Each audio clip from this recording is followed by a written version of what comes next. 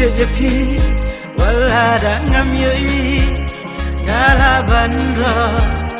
idu jong pi jing ye jong a chi sha ka dan ga bo umat na pi ngase na la dengan plo mati chi ju nam ngalara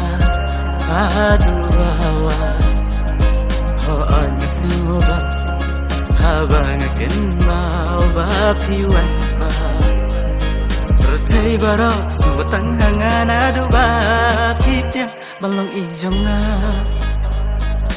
ye pi wala da ngam yo I ngala bandro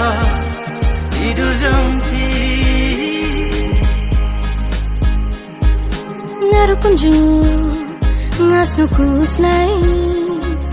Badena pi mensim ka swai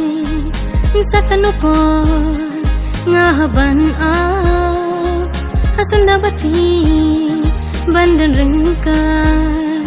shadam ka kende ho ba purkat balano nakti pin ba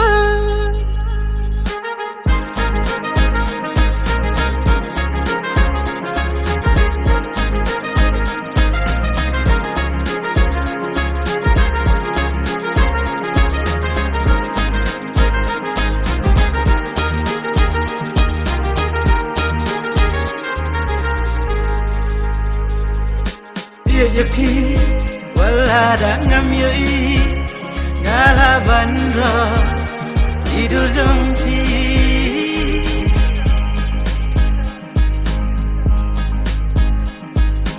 nan I taya pi ha par thai bayan ngan kin ngan tan rong la sub ne jin jan ngan duai ha u bleng ban yo ka jing sup ya pi bad ya ngangin ne ka jing mut oh ye pi wala da ngam yo I ngala bandro idu jong pi jing ye jong a chi sha ka dan ga bo umat na pi ngase na la dengan plo